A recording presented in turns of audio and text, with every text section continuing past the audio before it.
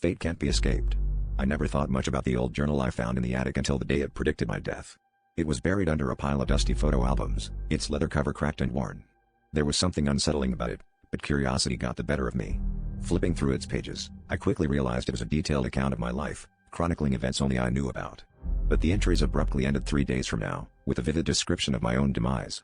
At first, I laughed it off as some bizarre coincidence, but when the day's events began to mirror the journal's entries with eerie precision, panic set in.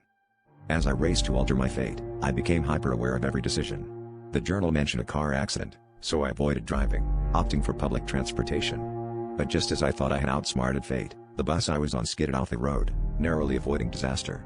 My heart pounded as I realized the journal's grip on reality was tightening. Desperation clawed at me, and I secluded myself at home, thinking isolation would keep me safe. But there was one more ominous entry: a visitor would come, and with them, death. On the second day, a sense of dread hung over me like a storm cloud.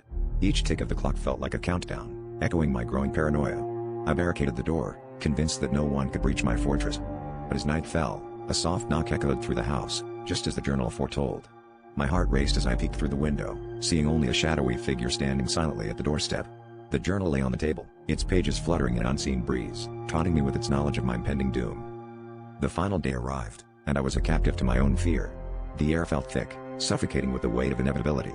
I sat with the journal in my lap, a futile talisman against the unknown. The knocks grew louder, more insistent, and the walls seemed to close in. In a moment of clarity, I ripped the final pages from the journal, hoping to rewrite my fate.